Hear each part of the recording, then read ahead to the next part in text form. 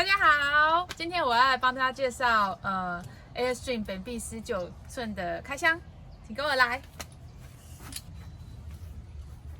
这边是吃饭的地方，然后因为我们家有4个人，所以需要可以睡4个人的 trailer。那这个吃饭的地方它是可以晚上的时候变成床，那就是把桌子收起来，然后这个铺平就会变成床。上面这里有收纳空间，2个收纳的空间。然后这里有那个 radio 可以连接那个 Bluetooth 跟看 DVD 的地方。然后这边形容这是厨房，很简易的厨房。然后这个最大可以容纳就是10英尺的锅子，然后有微波炉，打开这里有收纳的空间，然后下面这里也有收纳的空间。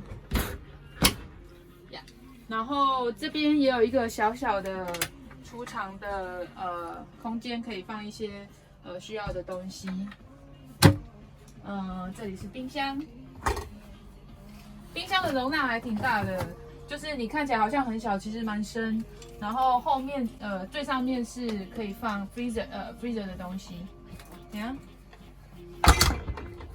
然后这上面还有一些储藏的空间。因为我们是第一次露营，所以东西还没有塞得很满。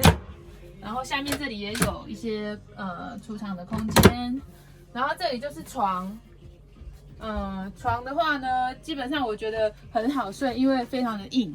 然后这里这个电视呢是可以转过来，然后那个吃饭的地方也可以看得到。接下来是大家很好奇的，这边还有一个那个放衣服的，请看，就是大概是这样，放一个 family 的衣服呢是绰绰有余。那厕所的话呢，就是这边是可以洗漱，然后电灯全部打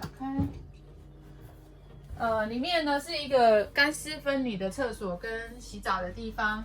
那当初呢选择19的原因，就是因为厕所是可以干湿分离，16的话是 wet bath。那大概基本上就是这样。那好，那再期待下一次跟大家见面。